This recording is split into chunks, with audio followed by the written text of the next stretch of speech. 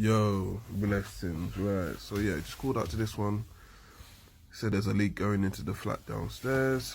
Obviously, checking all the silicone around the bath. Shower screens had better days, so I'm sure that seal's gonna be replaced. Silicone behind the bath has got gaps in it, especially behind the tap here. Loads of brown, so that's loads of mold build-up. Like to check behind the shower tap as well.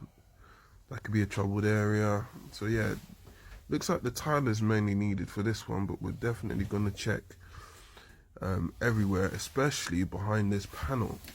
So here we go. See, mold, all mold around there. Even where it's falling down in between the panel, that's all that black and brown stuff is showing. See it there. And then I like to take these videos because it just shows evidence to the customer when there's question marks about what exactly going on, especially if they don't live there. Checking the code on hot water pipes, and it's all looking kind of blessed. Where's pipe work looks fine, but if you see at the top of the bath, sorry, just checking the trap again. But I know we'll go back up to see the bath. If you see, if I do pan up, I think I do. There we are.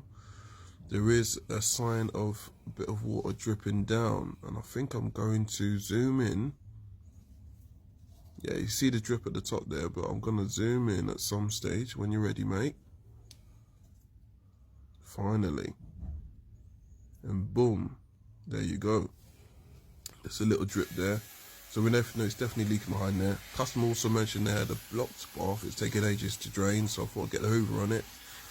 And it was mainly just loads of hair stuck directly in the plug itself, right underneath. So I've got a needle nose out, pulled the majority of that out. And then, as you see here, having quite a lot of fun working its way through. I could have done this from underneath, but it was a bit sketchy, so I thought let's try and do it from the top, because there was an issue with the bath itself and I didn't want to cause more issues.